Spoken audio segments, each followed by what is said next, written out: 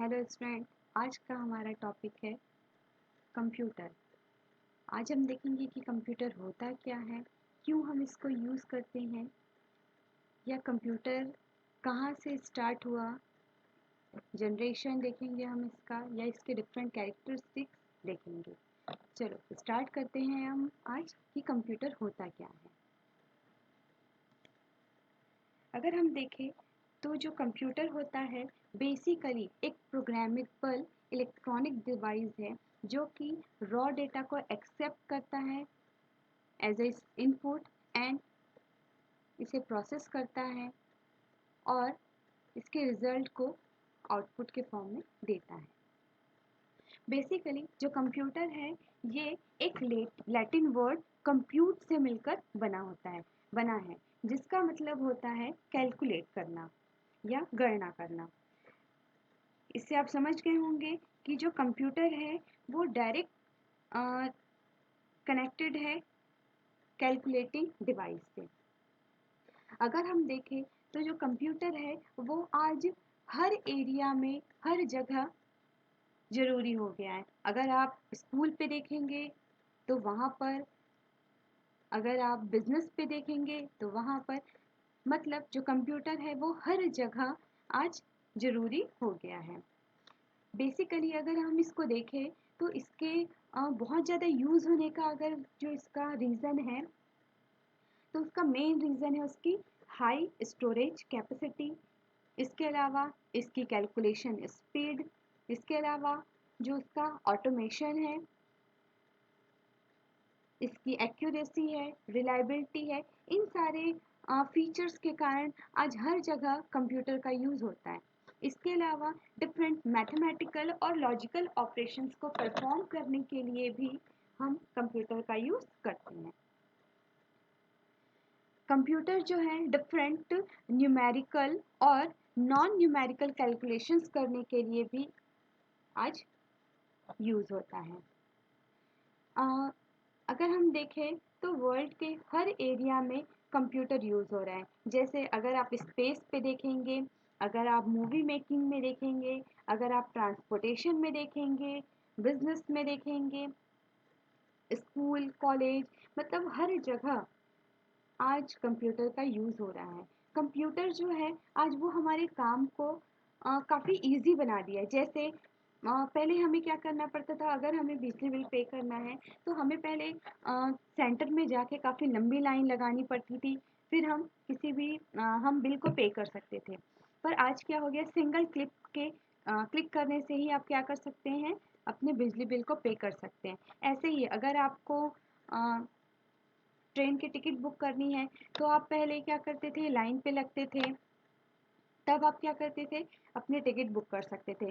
पर आज एक सिंगल क्लिक करने से ही आप क्या कर सकते हैं, अपनी टिकट बुक कर सकते हैं। तो इस तरीके से बहुत सारी जगह पर क्या हो रहा है, कंप्यूटर का यूज़ हो रहा है। इसीलिए आज कंप्यूटर हमारी लाइफ का एक इम्पॉर्टेंट पार्ट बन गया। अगर हम देखते हैं इसके इन्वेंटर,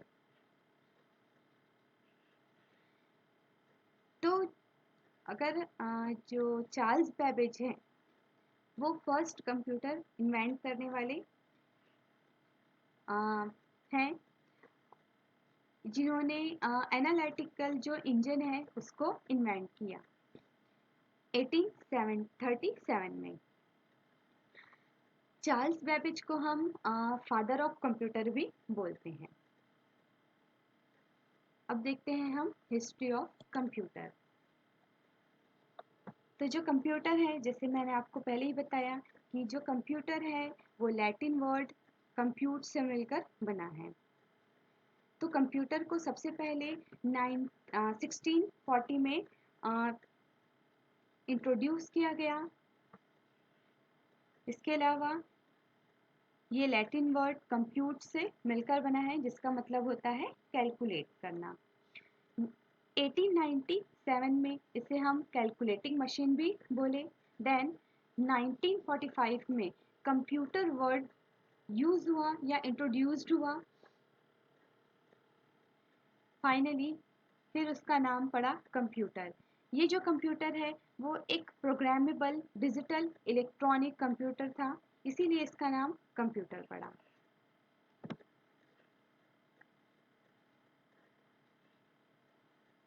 सबसे पहला जो कंप्यूटर जब इंट्रोड्यूस्ड हुआ था, तो इसकी अगर हम साइज़ देखें तो इसकी जो साइज़ थी वो एक रूम के बराबर साइज़ थी। इसमें बहुत सारे लार्ज साइज़ के वैक्यूम ट्यूब लगे हुए थे। देन 1833 में जो चार्ल्स बेबेज थे, जिसको हम फादर ऑफ कंप्यूटर भी बोलते हैं, इन्होंने एक कैलकुलेटर इन्वेंट किया जिसका नाम डिफेंस इंजन था।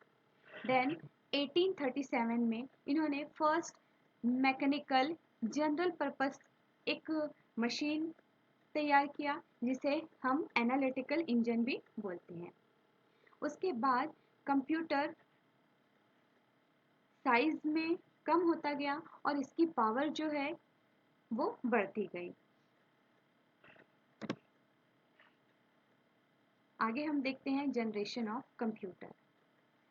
तो कंप्यूटर के वेरियस जनरेशन्स हैं, जैसे first generation, second generation, third generation, fourth generation और फिफ्थ जनरेशन। तो सबसे पहला जो जनरेशन है, फर्स्ट जनरेशन जो है, वो 1946 टू 1959 के बीच है।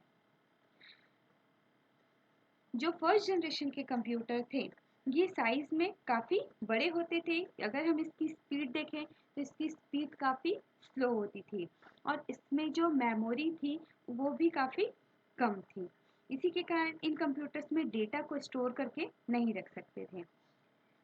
ये जो फर्स्ट जनरेशन के कंप्यूटर्स थे, अगर हम इस ये काफ़ी एक्सपेंसिव कंप्यूटर्स थे, जिसके कारण जो आम जनता थी वो इस कंप्यूटर का यूज़ नहीं कर सकती थी। अगर हम इसके फीचर्स देखें या इसके जो फर्स्ट जनरेशन ऑफ कंप्यूटर्स थे, इसमें डिफरेंट वैक्यूम ट्यूब का, large size of vacuum tube का यूज़ किया गया था।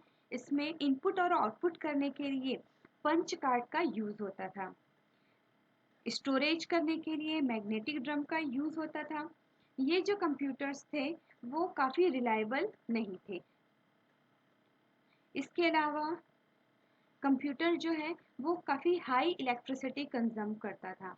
इसीलिए इतने बड़े कंप्यूटर को मेंटेन करने के लिए बहुत सारे एयर कंडीशंस का यूज़ होता था, क्योंकि ये काफ़ी ज़्यादा जो हीट है उसको बाहर फेंकता था। तो उन हीट को कंज्यूम करने के लिए एसी का जो एयर कंडीशन है उसका यूज़ होता था। इसमें जो प्रोग्रामिंग लैंग्वेज थी वो मशीन लैंग्वेज और असेंबली लैंग्वेज का यूज़ होता था।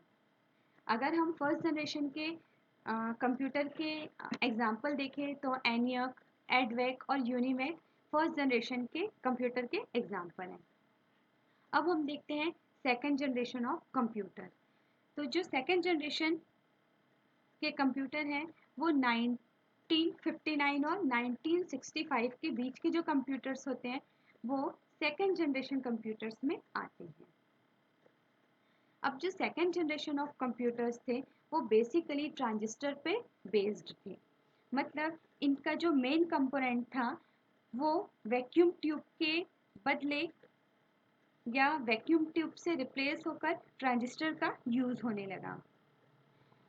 अगर हम देखें तो ट्रांजिस्टर को इन्वेंट विलियम शॉकले नाम के एक साइंटिस्ट थे, उन्होंने इसे इन्वेंट किया था। ट्रांजिस्टर के यूज़ से कंप्यूटर्स जो थे वो काफ़ी स्पीड में थोड़े से इसकी स्पीड जो थी वो थोड़ी सी बढ़ी। इसके अलावा इसकी जो रिलायबिलिटी फीचर्स है वो भी काफ़ी बढ़ी।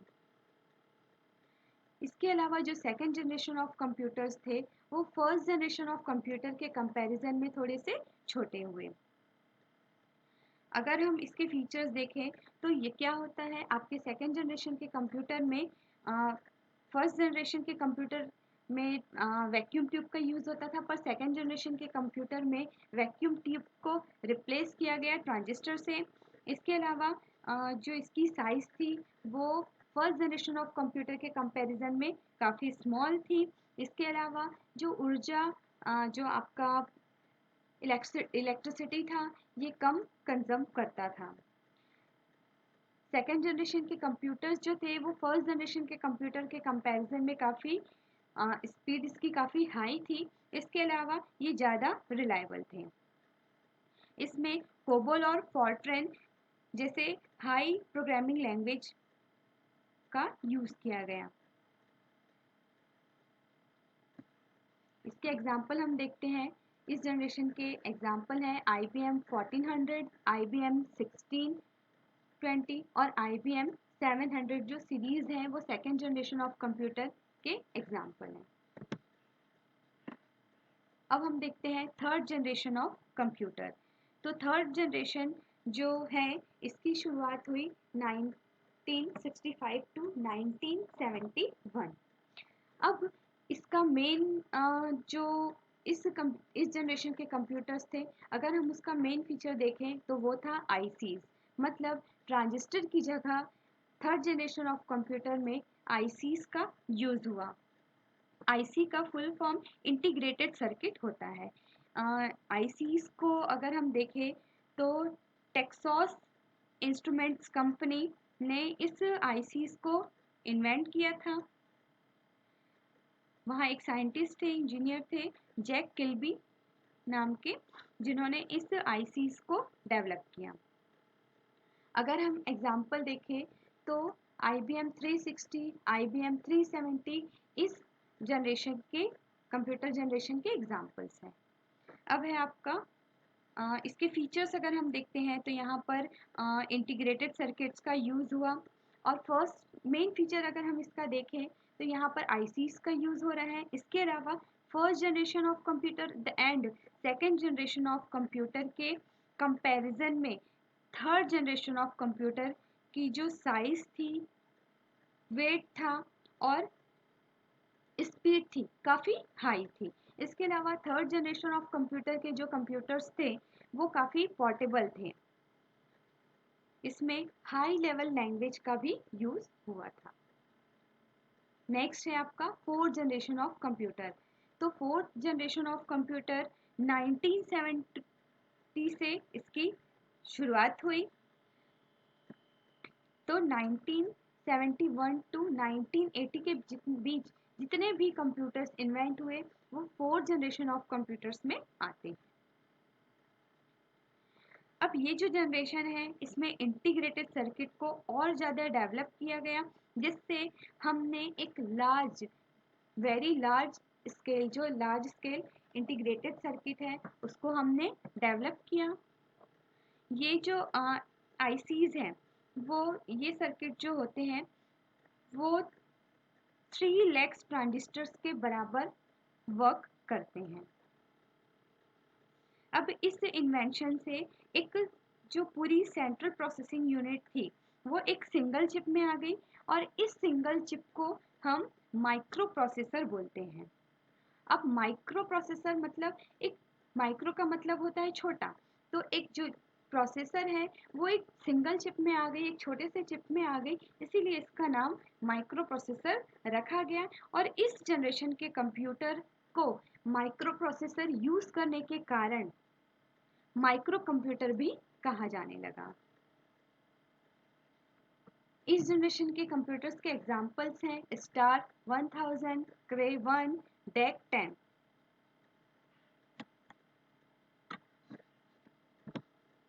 लास्ट है फिफ्थ जनरेशन ऑफ कंप्यूटर। अब जो फिफ्थ जनरेशन ऑफ कंप्यूटर्स हैं इसकी जो शुरुआत है 1980 से हुई, 1980 से, और अब तक के जितने भी कंप्यूटर्स हैं उन्हें हम फिफ्थ जनरेशन के कंप्यूटर्स में रखते हैं। इस जनरेशन के जो कंप्यूटर्स होते हैं इसमें मल्टीपल टेक्नोलॉजीज का यूज़ होता है। इसमें अल्ट्रा लार्ज स्केल इंटीग्रेशन जो सर्किट है उसका यूज़ होता है, जिसको हम ULSI भी बोलते हैं। इसमें लैंग्वेज के लिए आर्टिफिशियल इंटेलिजेंसी का भी यूज़ होता है। इसके अलावा इसमें पैरेलल प्रोसेसिंग जैसे टेक्नोलॉजी भी यूज़ होते हैं। इसमें आर्टिफिशियल इंटेलिजेंस का मतलब होता है कृत्रिम बुद्धिमत्ता मतलब जैसे हम रोबोट्स देखते हैं, हमें लगता है कि रोबोट्स हमारे इंस्ट्रक्शन को फॉलो कर रहा है, पर उसमें इस आर्टिफिशियल इंटेलिजेंसी जो है उसका यूज़ होता है, जिसके कारण हम आज टेक्नोलॉजी के मामले में काफ़ी आगे बढ़ गए हैं। इस जनरेशन के एग्जाम्पल अगर हम देखते हैं तो डेस्कटॉप, लैपटॉप, नोटबुक ये सारे फिफ्थ जनरेशन के कंप्यूटर्स में आते हैं। अगर हम कैरेक्टरिस्टिक देखें तो फिफ्थ जनरेशन के जो कंप्यूटर्स होते हैं उनकी साइज काफ़ी स्मॉल होती है, जैसे कि पाम टॉप जो होता है वो आपकी हथेली पर भी आ सकता है। इतने छोटे कंप्यूटर्स हम ULSI जो है इस टेक्नोलॉजी के हेल्प से हम इतने छोटे कंप्यूटर को डेवलप कर सके हैं। इसकी जो कैलकुलेशन कैपेबिलिटी है, स्टोरेज कैपेसिटी है, वो काफ़ी हाई हो गई है और बहुत सारी जगह पर आज इस फिफ्थ जनरेशन ऑफ कंप्यूटर का यूज़ होता है। फिफ्थ जनरेशन के कंप्यूटर्स में अगर हम देखें तो ये डिफरेंट साइज़ में मिलते हैं। इसमें हम आसानी से इंटरनेट का यूज़ कर सकते हैं, मल्टीमीडिया यूज़ कर सकते हैं और नए नए एप्लीकेशंस को भी इस फिफ्थ जनरेशन ऑफ कंप्यूटर्स में क्या कर सकते हैं, इंस्टॉल कर सकते हैं।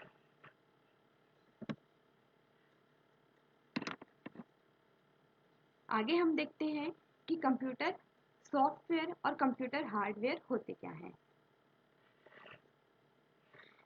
जो सॉफ्टवेयर होते हैं, बेसिकली सॉफ्टवेयर जो होते हैं ग्रुप ऑफ इंस्ट्रक्शन और प्रोग्राम्स होते हैं, जैसे आपका ऑपरेटिंग सिस्टम, जो डिवाइस ड्राइवर्स होते हैं, यूटिलिटी सॉफ्टवेयर्स होते हैं और फर्मवेयर्स होते हैं, उसे हम सॉफ्टवेयर की कैटेगरी में रखते हैं। इसके अलावा जो हार्डवेयर होते हैं वो फिजिकल कंपोनेंट्स होते हैं, जैसे कीबोर्ड, माउस, प्रिंटर, मॉनिटर, ये सारे हार्डवेयर कंपोनेंट्स होते हैं। Thank you. आज हम इतना ही पढ़ते हैं। आगे के जो टॉपिक्स हैं हार्डवेयर और सॉफ्टवेयर, इसे हम नेक्स्ट स्लाइड में डिटेल में पढ़ेंगे। Okay, thank you.